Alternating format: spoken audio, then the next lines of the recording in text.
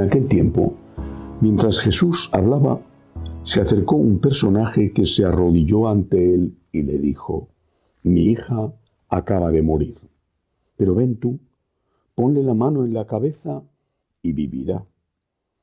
Jesús lo siguió con sus discípulos. Entretanto, una mujer que sufría flujos de sangre desde hacía 12 años se le acercó por detrás y le tocó el borde del manto, pensando que con solo tocarle el manto se curaría. Jesús se volvió y al verla le dijo: «Ánimo, hija, tu fe te ha curado». Y en aquel momento quedó curada la mujer. Jesús llegó a casa del personaje y al ver a los flautistas y el alboroto de la gente, dijo: «Fuera, la niña no está muerta, está dormida». Se reían de él. Cuando echaron a la gente, entró él, cogió a la niña de la mano y ella se puso de pie. La noticia se divulgó por toda aquella comarca. Palabra del Señor. Gloria a ti, Señor Jesús.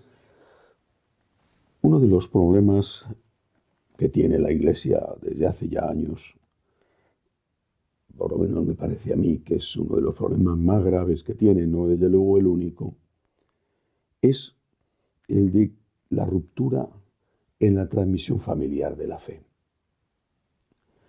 La fe la hemos recibido de nuestros padres, que a su vez la recibieron de sus padres, de nuestros abuelos. La fe la hemos aprendido en casa, viendo cómo nuestros papás rezaban, yendo con ellos a misa y, por supuesto, con la ayuda, según las circunstancias, los casos de colegios católicos y de las parroquias. Pero la fe la hemos recibido en casa.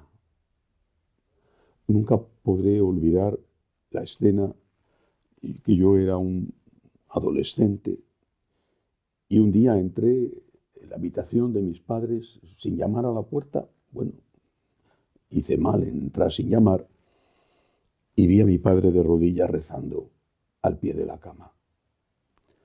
Me impresionó enormemente. En aquel hogar no digo que no hubiera problemas, que no hubiera desavenencias, porque mis padres eran personas normales. Aquello no era un idilio permanente, pero en aquel hogar estaba el Señor. Íbamos a misa juntos. Nos enseñaron a trabajar mucho y a rezar. La fe la hemos recibido en casa. Y sin embargo, esto ya desde hace años ha dejado de existir. Escucho a tantos padres lamentarse y con un sentido fuerte de culpa. Ellos saben lo que ha supuesto en su vida la fe, cómo les ha ayudado a afrontar situaciones a veces casi imposibles de sobrellevar. Cómo les ha ayudado ir a la iglesia, rezar, estar ante el Santísimo, hacer una peregrinación, rezar el rosario. En cada país tendrán sus peculiaridades, no me cabe duda, pero siempre es lo mismo: Dios, la Virgen María. Ellos saben esto y ven con una gran tristeza y con sentido de culpa cómo sus hijos, y peor aún sus nietos, ya están alejados completamente e incluso hostiles a esa fe, y se burlan de ellos según la edad, más o menos, pero en todo caso rechazan la fe de sus mayores. Es una gran tristeza, es un fracaso. Habría que ver caso por caso la parte de culpa que hay, si es que hay alguna. Pero no me quiero fijar en eso ahora, sino en el milagro que hoy cuenta el Evangelio. Porque este personaje no identificado, este personaje es uno de estos padres, una de estas madres, uno de estos abuelos, que se acerca a Jesús y le dice: «Mi hija está muerta». A lo mejor la hija o el hijo tienen una salud estupenda. Son chicos sanos, inteligentes, pero están muertos por dentro. Con todas las consecuencias que esa muerte interna lleva consigo. No solamente la no práctica religiosa, la increencia, sino también con frecuencia las adicciones. Adicciones a la pornografía, que es tremendo entre los adolescentes, entre los jóvenes. Adicción a los videojuegos, al teléfono celular, a estar enganchados todo el día en la consola o chateando. Adicciones, al fin, por supuesto, con otras de otro calibre, como la droga. Pero no siempre están en esa situación, simplemente no son practicantes. Están lejos de Dios.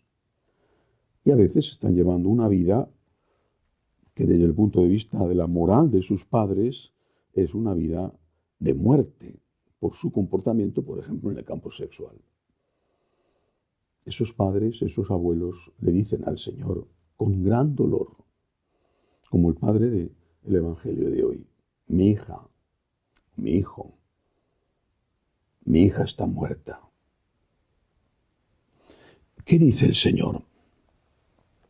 No está muerta, solo está dormida. Coge a la niña de la mano, la levanta, la resucita. ¿Cómo hacer eso? ¿Cómo hacerlo? Hace tiempo, unos años ya, en una cena donde estaba un famosísimo psicólogo español, le oí decir,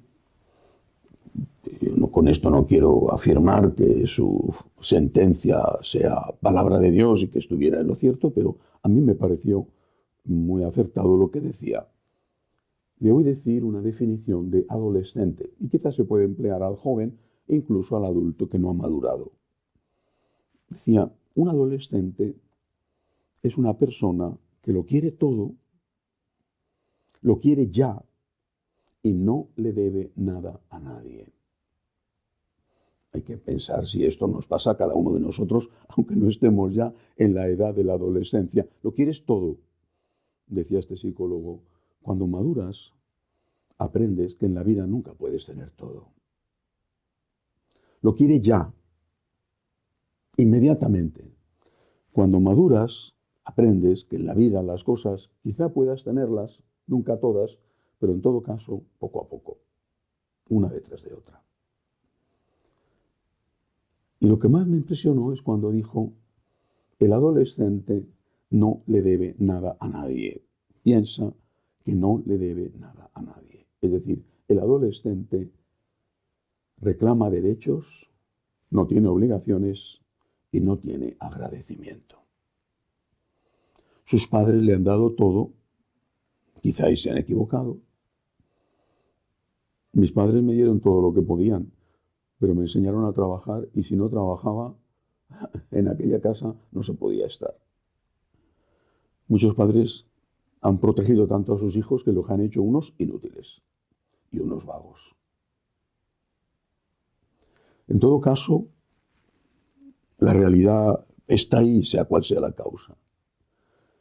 Y esos muchachos que lo quieren todo, que lo quieren ya, piensan que solo tienen derechos y que no tienen nada que agradecer a nadie, a sus padres que se han esforzado, que se siguen esforzando.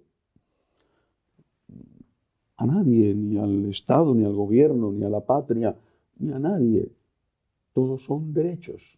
No existe en ellos la gratitud.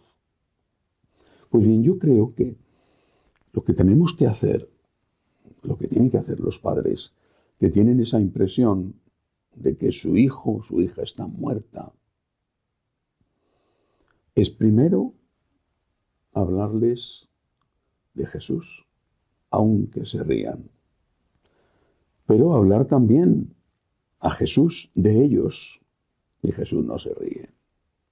Y luego atacar la raíz del problema. Educarles que en la vida no se puede tener todo, que hay que saber conformarse, aunque uno luche para tenerlo todo, hay que saber conformarse. Educarles en que las cosas exigen un esfuerzo y que hay que ir poco a poco. Y sobre todo, enseñarles a agradecer. El agradecimiento es el corazón del Evangelio. El agradecimiento es la respuesta de vida que el creyente da a Dios. Pero es que el agradecimiento es la parte más importante de las relaciones humanas. Enseña a tu hijo a agradecer, a dar las gracias. Enseña a tu hijo que tiene deudas. Deudas con los padres, deudas con los abuelos, deudas con la propia sociedad. Enseña a tu hijo, y esto es muy importante, que si vas a misa, por supuesto que vas para pedir ayuda, entre otros, para pedir ayuda por él, pero que sobre todo vas a dar gracias. Y cuando te digan,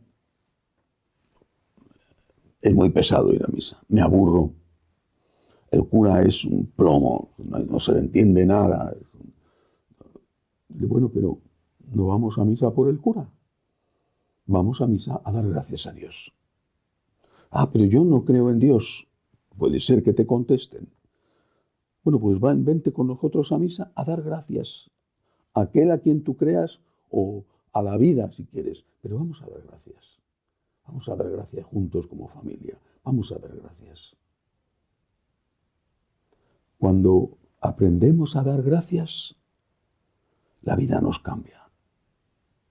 A través del agradecimiento puede llegar la conversión a ese adolescente que a veces es no solamente adolescente, sino aborrecente.